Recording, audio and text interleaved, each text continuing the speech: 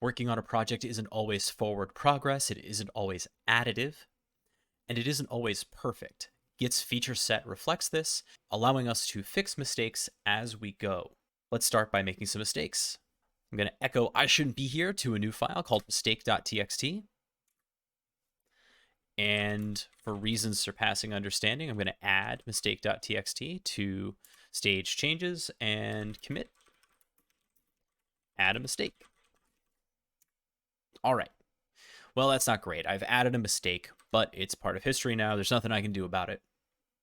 I can, however, remove mistake.txt from tracking so that it isn't a problem moving forward. If I don't want this file anymore, if I use rm by itself, it gets a little bit weird. I can do that, but then I have to add a missing file when I make my commit. It's much cleaner to run for files that Git knows about, git rm mistake.txt. Notice that now we have a staged change. If we run git status, you'll see that there's a deletion. So that is the best way to remove a file that Git knows about. We'll commit, remove mistake.txt. There is also git mv if you want to rename a file and add that change. No need to do that right now, but do be aware that mv is an option as well. Now, let's see what happens when we do remove something, but we didn't mean to. So let's say we were really done with file1.txt, or we thought we were. We can run git status and it'll tell us that we have a deleted file, but it also tells us that we can use git restore to get it back. If we do git restore file1.txt, hey look, it's back. So Git has the ability to save us from ourselves in a lot of different ways. Now you're starting to see how a Git repo is different from just a regular folder. So we just went back in time a little bit. And since obviously all of this data is getting stored inside of that .git directory one way or another, you might think that it's possible to go back in time kind of a lot in our commit history. And you can. A lot of ways to do that. One way is git reset. Let's add another mistake to file1.txt and commit it with the message, I'll come to regret this.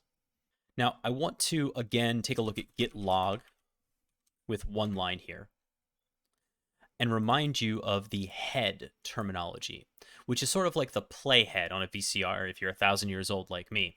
This is the most recent commit, and it is also the way to reference it in a lot of commands, but you can use it as a starting point as well. So if I wanted to go back in time to this commit, I can do so.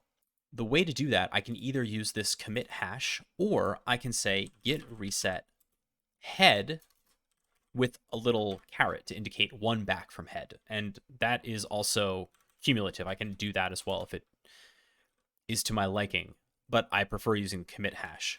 Either way, one back from head, watch what happens.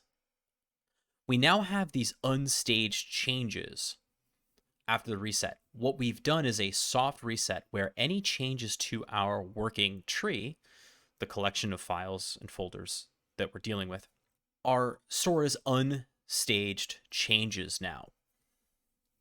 You can see that with a git diff, right? You can see now that the I wish I hadn't done this is an addition that hasn't been committed yet.